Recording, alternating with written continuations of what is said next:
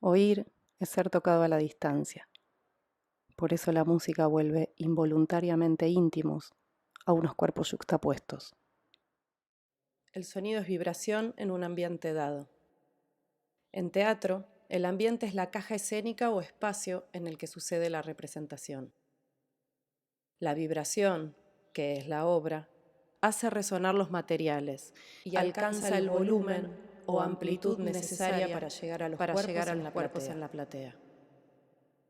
En la amplificación, la obra adquiere momentáneamente una intensidad que la expande, le da volumen y con eso un cuerpo etéreo que trasciende el concepto. Se torna sensorial, emotiva, invasiva para con la platea. La obra suena y se amplifica hasta alcanzar el volumen suficiente que le permita tocar a los cuerpos de la platea. El volumen es la obra que se expande concéntricamente. Volumen no es solamente un fader que sube y baja en un plano. Es un cuerpo tridimensional. Es el volumen de la trama y su universo que desborda el escenario y alcanza la audiencia. Oír es ser tocado a la distancia. Por eso la música vuelve involuntariamente íntimos a unos cuerpos yuxtapuestos. Reflexionar sobre esto en la época actual me parece fundamental. ¿Cómo trabajamos la cualidad sonora de la obra? Porque la obra suena en todos los formatos, presenciales, virtuales, sincrónicos y mediados. La obra suena en todos los soportes porque el sonido ya sabe de cambios de paradigma y transmutaciones. Es vibración acústica, es amplificada y es digital. Suena acá y lo escuchas allá. El sonido no entiende de cuarta pared.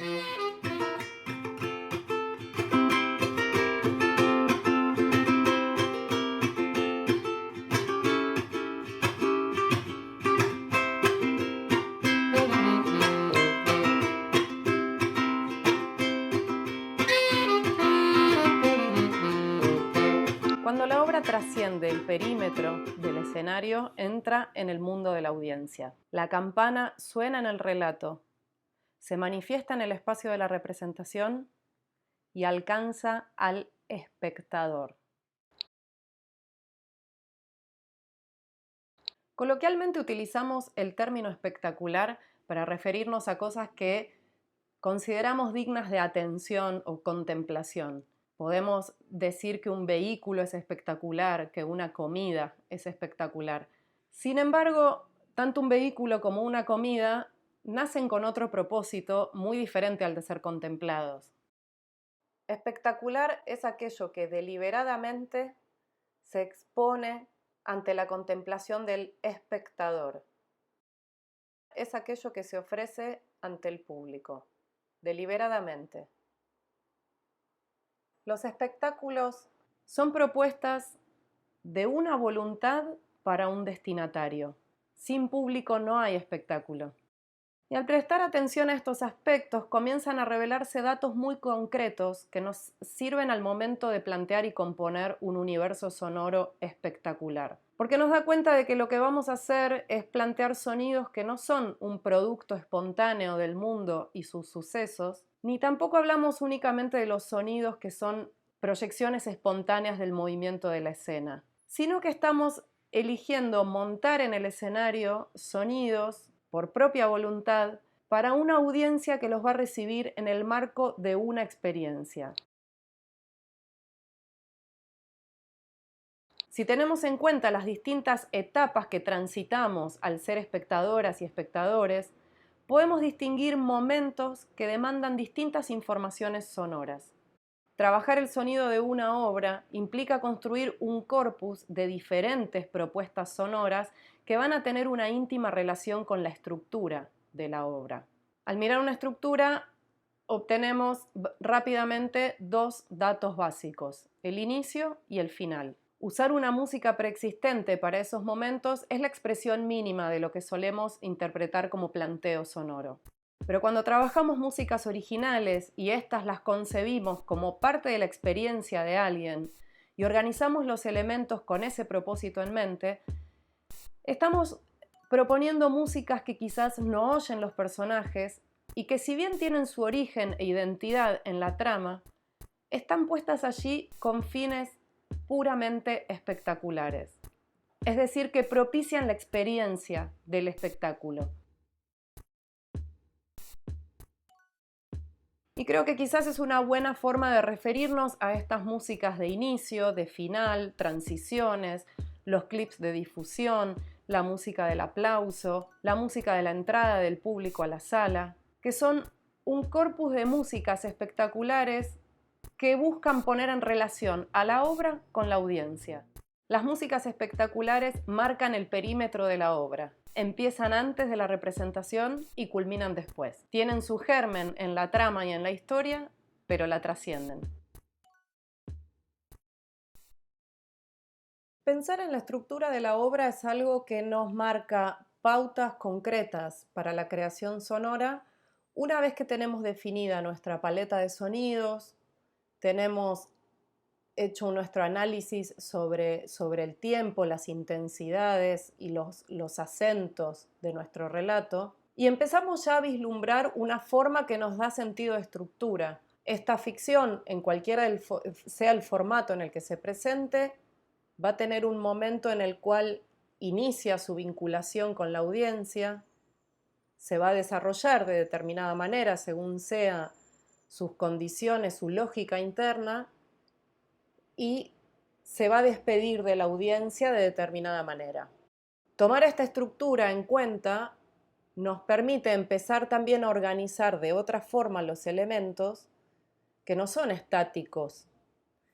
En cualquier historia de ficción, las informaciones sonoras, como todos los elementos del relato, van a sufrir algún tipo de transformación, ya que probablemente las cosas sean dinámicas y no estemos ante un paisaje, sino ante un universo que tiene un desarrollo, que tiene un conflicto, que tiene tensiones, tiene reposos y las cosas se van transformando. ¿De qué manera organizamos estas informaciones?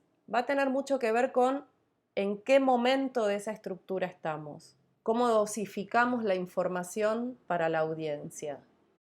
Trabajar sobre la estructura de la obra me permite quitar un poco la tensión sobre cuáles son esos eventos sonoros y tener un poquito más presente cómo se desarrollan entre sí, qué transformaciones sufren, por qué. Y en esta etapa del trabajo me suele resultar muy útil trasladar la información a otro lenguaje.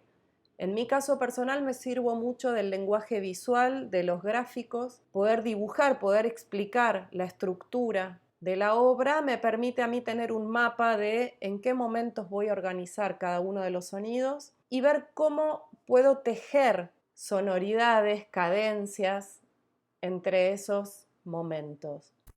La línea de tiempo a mí me resulta una información visual sumamente clara, porque además tiene una gran relación con cómo se trabajan los sonidos dentro del editor de audio o del DAW. En los software de audio usualmente organizamos los sonidos en tracks, es decir, en pistas superpuestas de manera vertical, en las cuales desarrollamos en el tiempo la organización de estos sonidos.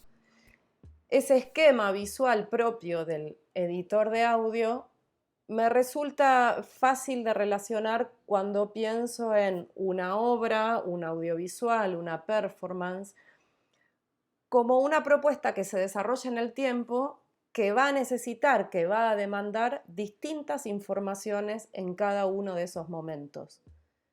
Entonces, si yo tengo una paleta de sonidos definida, tengo conocimiento de cuáles son los momentos, los hitos, los acentos de ese relato, y empiezo a pensar en términos de estructura, de qué manera voy a organizar todos esos elementos, se empieza a plantear un boceto al menos de cuáles son las sonoridades propias de este relato. Se llama motivo, del alemán Leitmotiv, a las células rítmicas o melódicas que contienen una información básica, que, al reiterarse con variaciones, construye una melodía o tema.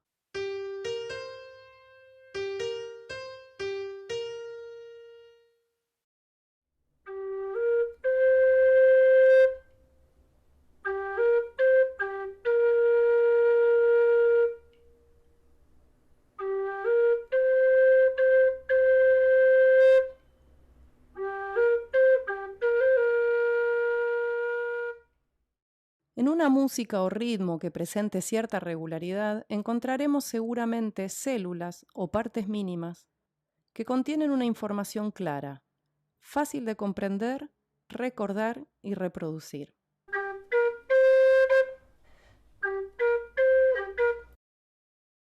Cuando esta célula, patrón o motivo se reitera con ciertas variaciones, da como resultado un relato con cierta coherencia, forma u organización.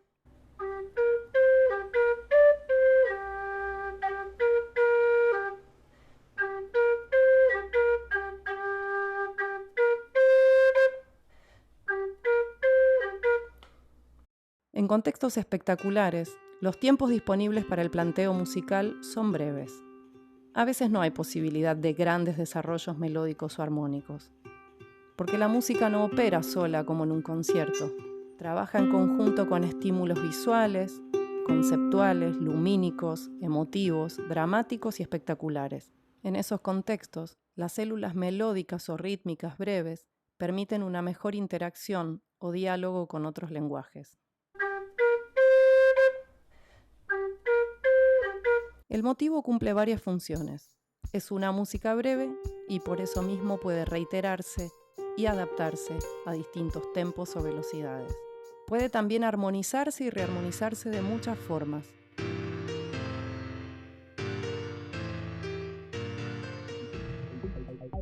Y evocar distintos estados vitales según los cambios y dinámicas de la historia. Y por otra parte tiene un rol de vinculación con la audiencia. Cuando una célula musical es breve, resulta sencillo recordarla. La reiteración de un motivo genera en quien lo oye la sensación de ya conocer algo en cierto modo, y esto genera familiaridad con la historia.